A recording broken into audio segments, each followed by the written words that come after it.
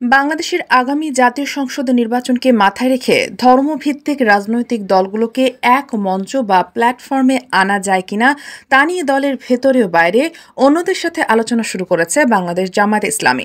দলটির নেতারা বলছেন, ৫ই অগস্ট পরবর্তী পরিস্থিতিতে ভেদাভেদ ভুলে এক হয়ে কাজ করতে হবে। এটিকে থিম ধরে ইসলাম ধর্মভিত্তিক রাজনৈতিক দল ও বিশিষ্ট ব্যক্তিদের সাথে মতবিনিময় শুরু করেছেন তারা, যার মূল লক্ষ্য হল পরবর্তী সংসদ নির্বাচন। এসব রাজনৈতিক দল ও রাজনৈতিক বিশ্লেষকরাও অনেকে মনে করেন, জামায়াত ইসলামী ছাড়াও আরও বেশ কিছু ইসলামপন্থী দলের অল্প পরিসরে হলেও নিজস্ব অবস্থান আছে এবং এর আলোকে দেশের সার্বিক রাজনৈতিক অঙ্গনে সময় ও অবস্থান ভেদে তাদের কিছুটা প্রভাবও তৈরি হয়েছে।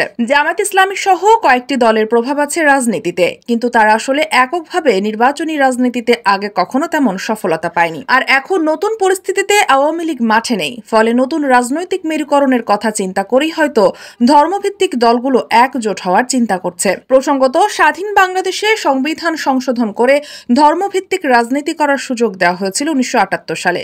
সেই সুযোগ নিয়ে তখন নিষিদ্ধ ইসলামপন্থী কয়েকটি দল রাজনীতি শুরু করেছিল। ২০০১ সালের নির্বাচনে বিএনপির সাথে জোটবদ্ধ হয়ে সরকারের অংশ হয়েছিল জামায়াত। দেশে এ মুহূর্তে ১১টি ইসলামপন্থী দল নির্বাচন কমিশনে নিবন্ধিত। তবে জামায়াত ইসলামের নিবন্ধনের বিষয়টি আদালতের সিদ্ধান্ত আটকে আছে। ২০১৩ সালে হাইকোর্ট এই নিবন্ধন বাতিল করেছিল। সাধারণত নির্বাচন এলে বরাবরই ইসলামপন্থী দলগুলোর মধ্যে তৎপরতা বেড়ে যায়।